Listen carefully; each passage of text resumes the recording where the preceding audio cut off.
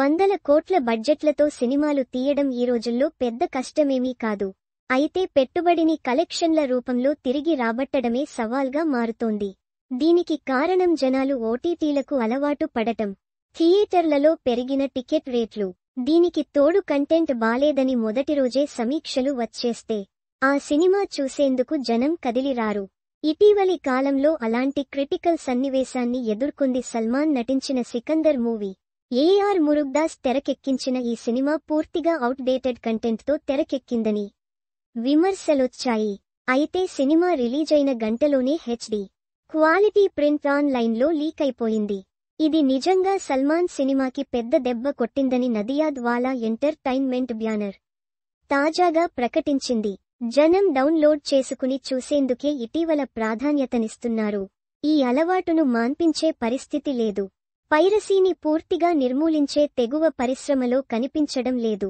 అయితే పెద్ద సినిమాలు పైరసీ కారణంగా నష్టపోతే ఇన్సూరెన్స్ కంపెనీలు ఆదుకుంటాయా అన్నది ఇప్పుడు చర్చ. Salman Sikandar movie piracy leak కారణంగా నష్టపోయింది అంటూ నిర్మాతలు ఇన్సూరెన్స్కి అప్లై చేస్తున్నారట.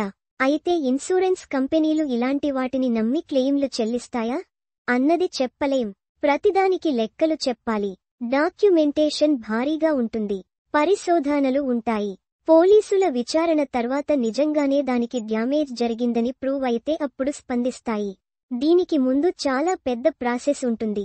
సికందర్ సినిమా కోసం 91 కోట్ల నష్టాన్ని క్లెయిమ్ చేయాలని నిర్మాణ సంస్థ ప్లాన్ చేస్తోందట.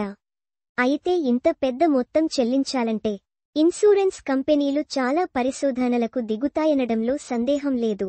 సెట్లు తగలబడితే క్లెయిమ్ చేసుకునేలా అవకాశం ఉంటుంది. కానీ పైరసీతో నష్టపోతే దానికి క్లెయిమ్ వస్తుందా అన్నది వేచి చూడాలి.